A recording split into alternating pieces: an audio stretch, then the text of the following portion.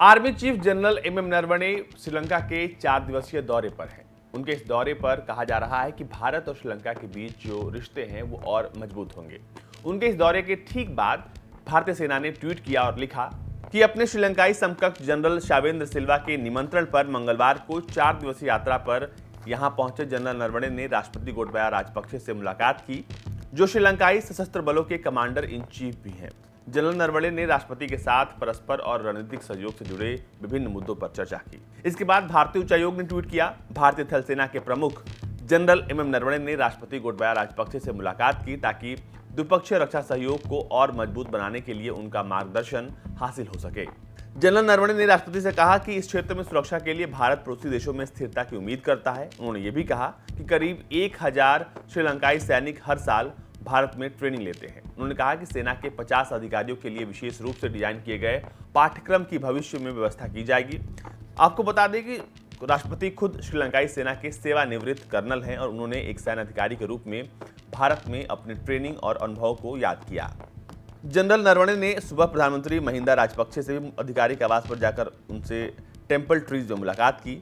भारतीय सेना ने ट्वीट कर कहा, मजबूत रक्षा संबंधों के महत्व पर बल दिया गया। भारत और श्रीलंका के सशस्त्र बलों के बीच मौजूदा संबंधों को बढ़ाने पर ध्यान केंद्रित किया गया।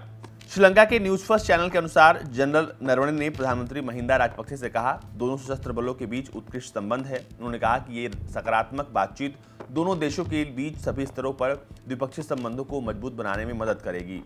चैनल ने कहा कि प्रधानमंत्री महिंदा राजपक्षे ने भारतीय आर्म्ड बलों द्वारा पूरे साल श्रीलंका को दी गई सहायता, खासकर ट्रेनिंग के क्षेत्र में उसकी सराहना की। जनरल नरवणे ने श्रीलंका के विदेश सचिव जयंत कोलंबगे से मुलाकात की।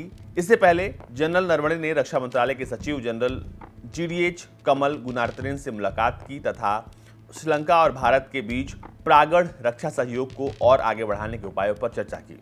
उन्होंने सेना मुख्यालय का भी दौरा किया, जहां उन्होंने सम्मान गारद का निरीक्षण किया। भारतीय सेना की तरफ से एक अन्य ट्वीट में कहा गया कि सेना प्रमुख ने शानदार टर्नआउट व परेड के लिए गारद की सराहना भी की।